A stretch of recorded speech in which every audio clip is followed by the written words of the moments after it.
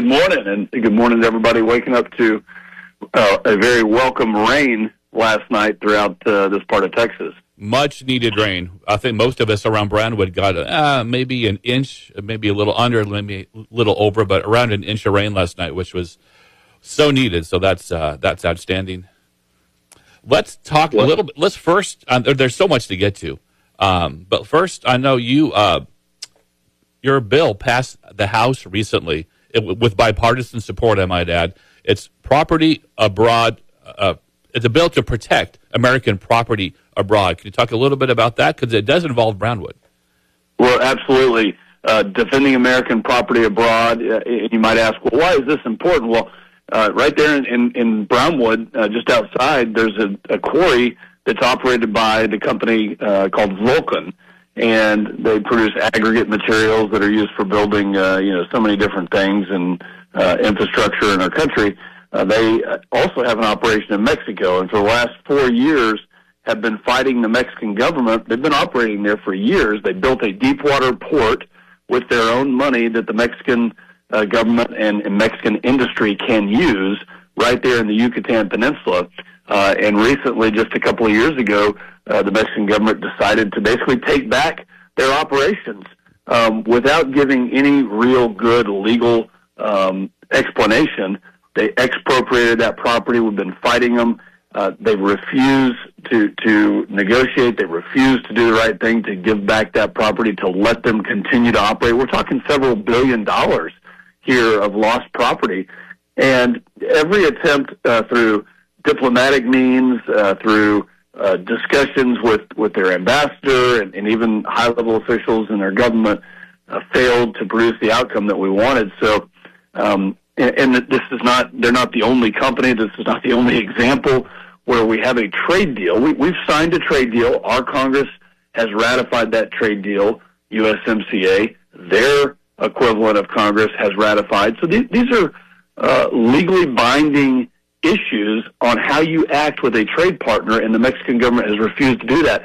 And by the way, I can point to multiple issues, including screwworm, including our water treaty with the Mexican government, including the flow of narcotics and fentanyl over the past decade, where the government of Mexico has not been a good actor. They've not been a good partner living up to the things they said they would do. So I wrote this bill in order to protect our companies who are operating over there. And it's not just Vulcan, it's other companies, oil and gas companies, and agricultural products and things that we depend on, where we need a good actor. And this bill basically gives the President of the United States the opportunity to take positive action on the Mexican government when they do this type of thing, specifically with ships that come out of this port or other ports around the world. This is really focused on the Western Hemisphere, where they're not acting in a way that is representative of the trade agreement they've signed. So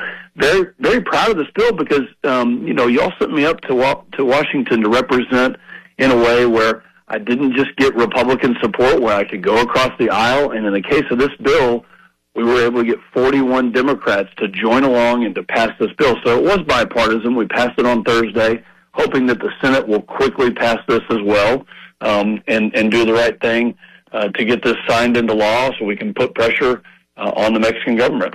You mentioned Mexico, you mentioned the screwworm, which has been huge in the news.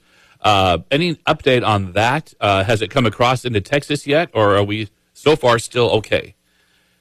Well, it's a very dangerous situation. We have pressed the Department of Agriculture, USDA. Obviously, we have a Texan who's running that department, Secretary Brooke Rollins, but we've made it very clear to the Secretary that this is a huge issue. She has taken some action in South Texas.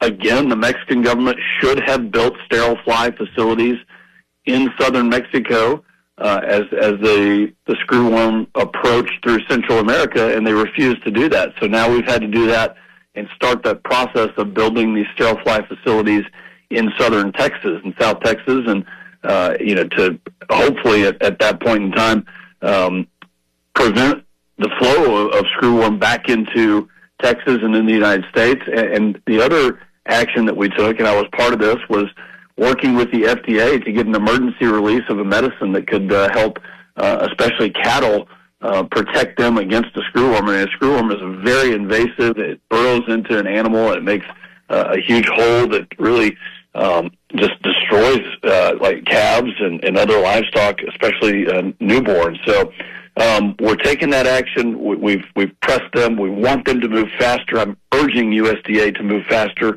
and the state of Texas has been doing so as well. And this is it could be a big problem, but I think we're at a point where we're able to get ahead of it. But we do need that action to continue moving, especially the build out of these facilities, continuing to move at a very fast pace. Do we know why the Mexican government refused to move on this? Well, I don't really have a good answer for that. I mean, it's kind of like, why did they take this property from Vulcan? Why did they not give the water that we've signed a treaty on to the farmers in South Texas? Well, why do they not stop the millions of people who are illegally immigrating into the United States? I mean, it's just not it's a country that doesn't have strong institutions, and there's obviously a lot of cartel activity there. I mean, the situation in Mexico can be very dangerous. That's why we need a strong president. It's why, we're at the situation where we had 10 to 12 million illegal immigrants come into our country, where President Trump basically had to rescue us from the grips of what was a cartel-run border. I mean, the border was secure. It was secured by cartels. Exactly. And, I mean, this is the reality of it. So, no, I don't have a good answer of why they don't, other than just the fact that their government has been probably infiltrated by many cartel members over the past years. We're in a very dangerous time right now, as most people know, and we have a partial government shutdown.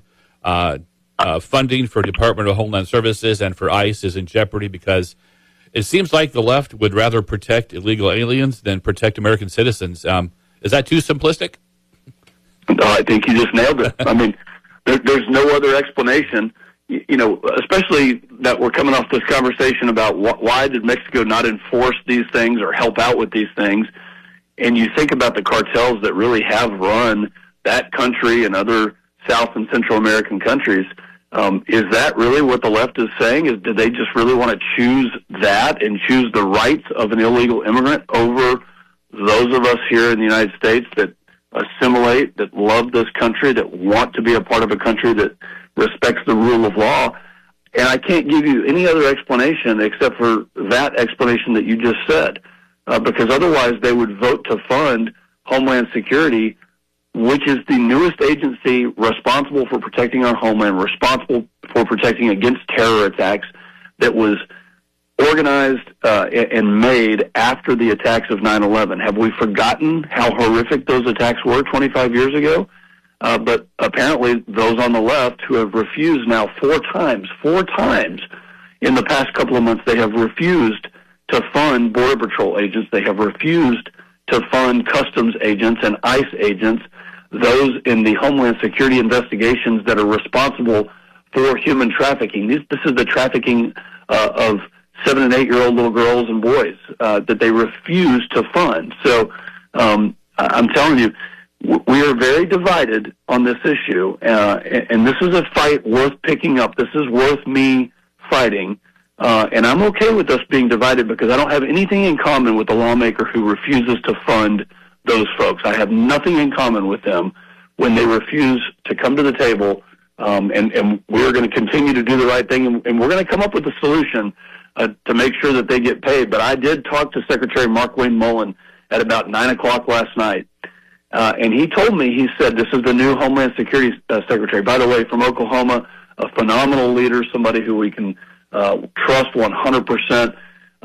He said, we're going to run out of money. We have to do something very soon. We are going to run out of money, and we have to come up with a solution, which is why I voted for a single Democrat who will vote for this. And that's a shame. That's really tragic, and I'm sorry to report that on the radio this morning.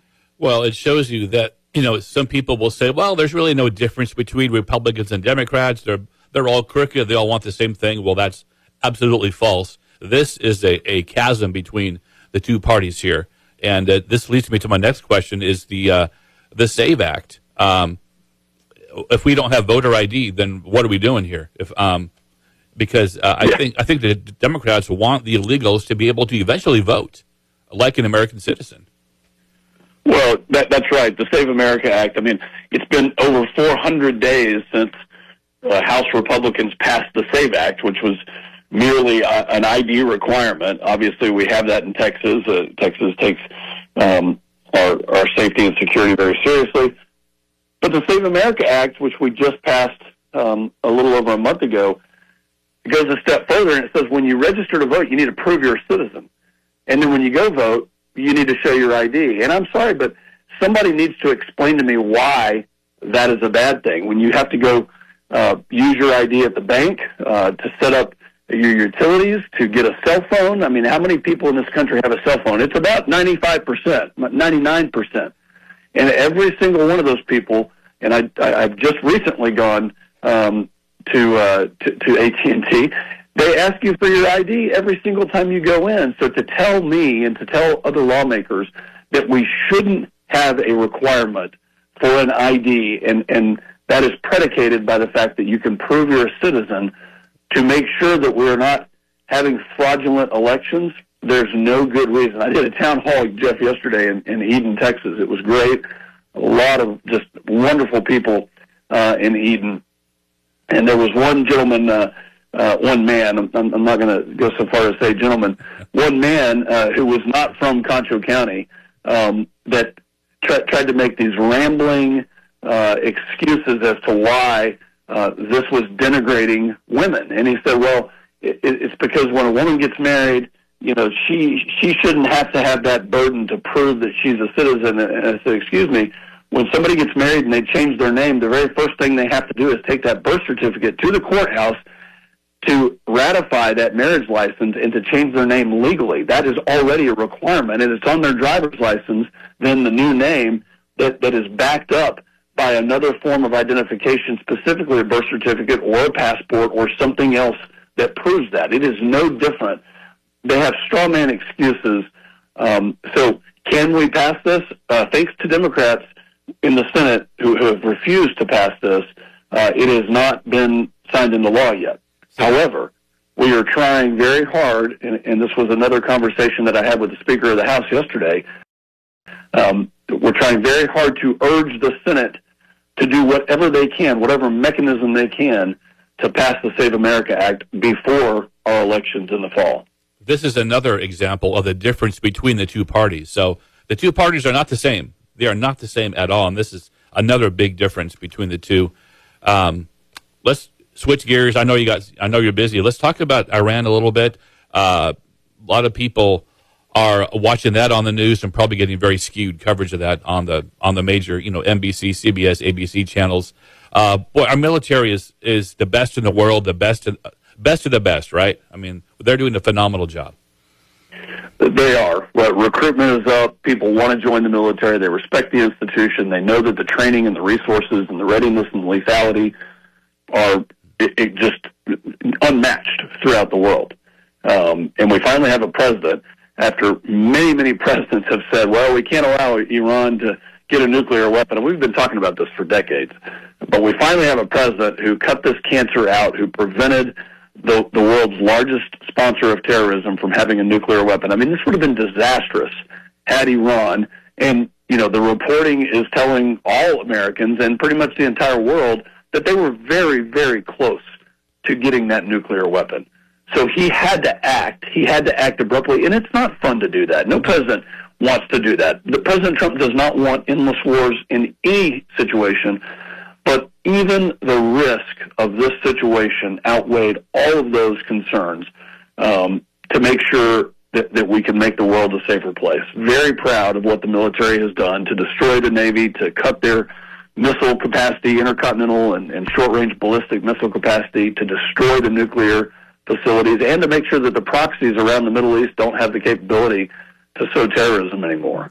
I'm glad you mentioned the proxies, because you have some people that could say, well, Iran never killed any American citizens, but what they don't know is that Iran has third parties and proxies that they'll hire them to kill thousands, they've already killed thousands of American citizens over the years. So it's not just Iran; it is their proxies as well. They have killed thousands of American citizens. They are responsible and were the masterminds of many terror attacks, including the USS Cole, Coburg Towers, and other incidents around the Middle East, in Yemen, where they're firing. They have recently been firing missiles through the Houthi proxies that they have in Yemen at airplanes that are flying, commercial airplanes, at ships throughout the Middle East. So this is a group that, through Soleimani, Qasem Soleimani, and the first term of President Trump, was sowing terrorism in Iraq. I saw it with my own eyes when I was flying combat missions throughout the Middle East, throughout Iraq and Syria. The reason that they were in Iraq was because they were transporting weapons from Iran to Lebanon. And what were those weapons? They were precision-guided munitions that were being given to Hezbollah inside Lebanon for the purpose of destroying Israel. That was the whole purpose. So anybody who says that this is not a threat, that they are not a threat, that that we shouldn't be doing this, I want you to go look at October 7th at the 1,000-plus Jewish people that were killed inside Israel at the hands of the proxies that Iran has supported for literally years. And while I was flying combat missions in 2016 and 2017, they were transporting those weapons, those exact weapons that they used on October 7th. And this is who they are. So President Trump made a bold decision. He did the right thing. It's not fun. It's hard, but our military is up for the task. And now the goal is to get the Strait of Hormuz open so we can continue to have an undisrupted flow of energy. But, Jeff, let me make one more point. This great district that I represent, especially on the western side, the Permian Basin, which Brownwood has a major role in a lot of the service companies and making sure that the flow of oil, the 6.5 million barrels that come out of the Permian Basin, this is a completely different story if we don't have that energy dominance that West Texas, that this district that I represent, is responsible for creating, the ability to be energy independent and to have a tool in our arsenal that we can use against people like Iran and not be worried as much about the effects of that. Obviously, we have a slight increase, and not a slight, we have a big increase in gas prices, and very hopeful that will go down in the near future. But West Texas is a behemoth when it comes to the production of oil and gas, which is an extremely important tool that we have. We're lucky to have Congressman August Pfluger on the phone this morning here on KOXE. And, don't forget, the previous administrations, Obama and Biden, literally sent pallets of cash to Iran to appease them, and here we are. This is what happens when you appease, right? You're absolutely right. The appeaser-in-chief, Obama, and then his subordinate, Joe Biden, apologizing around the world, sending pallets of cash. You are absolutely right. Thank you for reminding everyone who's listening right now that Obama signed the worst deal in the history of geopolitics, which was a nuclear appeasement deal with Iran, basically giving them the technology that they, at this point, had been able to get very close to a nuclear weapon. He was the one that allowed them to do that. Instead of taking a hard line, he didn't have any red lines. We all know that. No. And then what was Biden's response when he was asked about Iran? He said, "Don't." I mean, it's like an ineffective parenting trick with a 2-year-old saying "don't," and they look at you with those eyes like, "Yeah, right, buddy. Like that's not going to deter me." And that's what Iran said to the world was, "You don't mean business, and we're going to call your bluff," and they did. If Iran really wanted safe nuclear power, all their generators and everything would be built above ground like everyone else in the world. Theirs are all below ground for a reason. I mean, it's not rocket science to figure that out. That's right. If they wanted nuclear energy, exactly. Then they could have had that years ago, and it would have been transparent and above board and above ground. Yeah, and everyone I think would be okay with that. I mean, that's fine. if it's but they're not above board. But you mentioned that you flew combat missions, and I'm fascinated about that.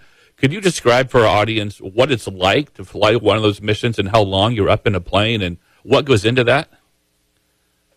Well, sure. At this time, the time that I was flying those missions, 2016, 2017, and I spent a year in the Middle East, ISIS had almost overtaken Baghdad, and we took positive action to help halt ISIS is a horrible organization, and if they had taken over Iraq, which they were very close to doing, it would have been a complete disaster. And that was because Obama. Again, the Democrats have a way of pulling out of these situations, whether it's Afghanistan, the botched withdrawal. Joe Biden learned that from Obama, and Obama did that in about 2011.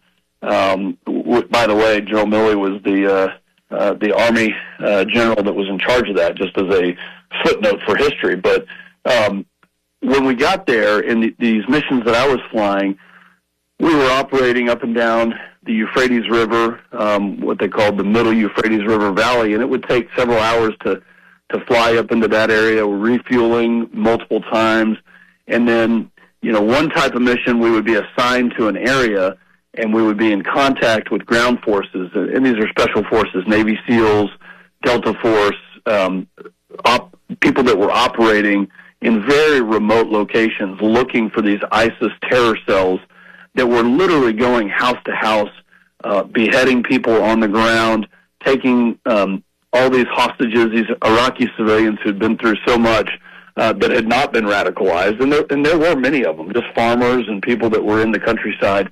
Again, a lot of rural areas or small towns up and down the river valley. And we would look to prosecute attacks on targets where they would have weapons strongholds or weapons facilities or terror training facilities.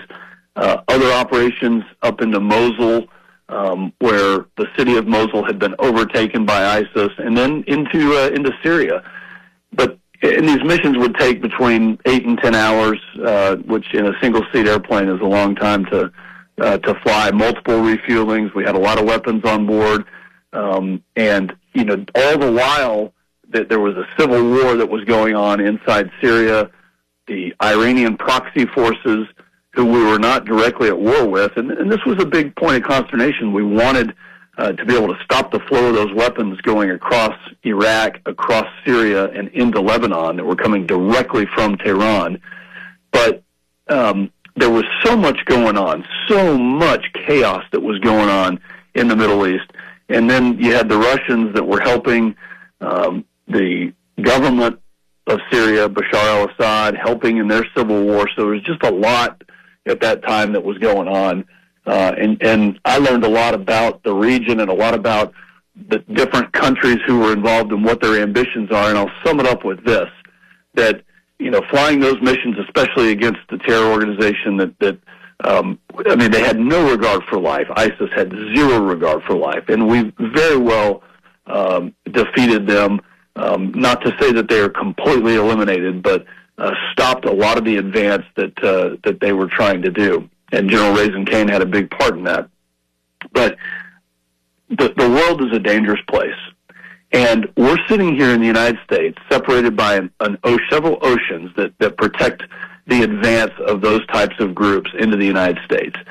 And somehow my Democrat colleagues have forgotten how dangerous the world is. And I just mentioned you had Russia, you had Iran, you had ISIS, you had all sorts of bad, evil actors that want death to America, and in many cases chant that. But they have expressly said that they want our way of life to be destroyed. They want to destroy Israel. And we have Democrats right now who can't even find it in their heart to come to a negotiation on the funding of the department that is supposed to keep us safe from those terror threats. So when I think about my time flying combat missions, it makes me very angry to know that we were able to fight it over there. We didn't have to fight it here. We were able to fight it over there and keep it away from our country. And we have a group of politicians in Washington, D.C., who don't even respect how dangerous this threat is. And, Jeff, that's what makes me really upset. And in a divided, I don't want a divided country. I want us to come back together. But I can't find anything in common with a group of people who doesn't respect how dangerous those threats are. And as your representative, I'm going to go to Washington, D.C. and stand firm on this issue. And we're going to get DHS, ICE, Border Patrol, and all of that department funded. We're going to find a way, but it's not going to be with Democrat help. That's too bad, but I think you summed it up perfectly. And I think a lot of this is just TDS. It's the Trump derangement syndrome. Anything he does, they're going to oppose just because they don't like him, which is a shame because they're putting, personal politics over country, which is never a good thing. We're approaching the top of the hour. Congressman Pfluger with us. Congressman, thank you for your time again. And you're home for Easter weekend, right? I am. I'm home throughout the district. Spent some time, like I said, in Eden and Menard yesterday. Before that, Llano and Mason, and just wonderful people. I'll be in San Saba today to say hello to the Rotary group there and to give an update. But I love this district. The people that I get a chance to represent, our community, the folks that raised me right here growing up in this district. It's just amazing. Reasonable, thoughtful people that have strong moral convictions and raise their families to be good citizens. And that's why it's such an honor to go to D.C. and represent the 20 counties that stretch from Odessa all the way to Killeen, and that district will be changing just a little bit. It'll go into Travis County. But thank you for having me on, and we're very blessed to have had a good rain last night, and I hope everybody has a wonderful Easter. I know we'll be celebrating it as a family. Can I ask you, did you stop at Cooper's when you went to Llano? I actually did. I sure did. And I have 3 daughters, and I didn't know just how excited they would be about that. But they said for teenage daughters to say thank you, Dad, that's a big one. Oh, that's huge. And they all 3 said thank you for bringing home Cooper's barbecue. That's awesome, Congressman Pfluger. Thank you so much for taking time, and have a great Easter weekend. God bless. Happy Easter. Thank you. God bless.